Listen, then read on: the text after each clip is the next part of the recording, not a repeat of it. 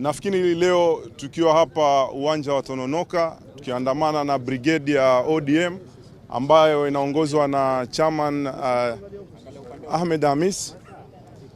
Nafikiri leo tukiwa uwanja wa Tononoka tukiongozwa na brigade yetu na captain wetu wa Mombasa County Mohamed Hamis.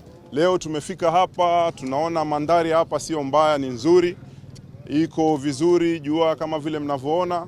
Kwa hiyo tuko hapa kwa sababu ya mkutano wa Jumapili wa Azimio ambao utafanyika hapa Kongowea, hapa Tononoka.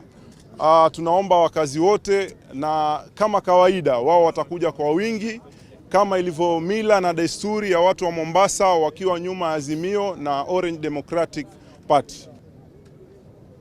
Tumeinspect ground na tumekubaliana sote kwa pamoja namna setup ya ground itakavyokuwepo. Nimejaribu kuzungumza na sasa na kihariri tena jambo hili jukwaa siku ya Jumapili ni la kuuza sera za Raila Amolo Odinga na sio jambo lingine lolote.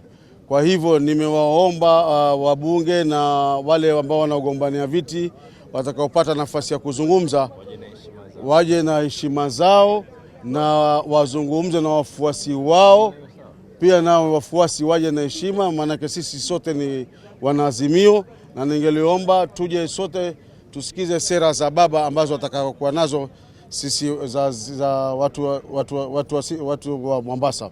We are well prepared. Tumefanya mikutano ya Azimio in the absence of Baba, in support of Baba, very large rallies before. Tumeweza kuifanya in Likoni, tukafanya wengine katika Mvita grounds. Now you can imagine kama zile zilikuwa zimejaa vile. Sasa hapa hiyo siku ya Jumapili, watu wakuje mapema.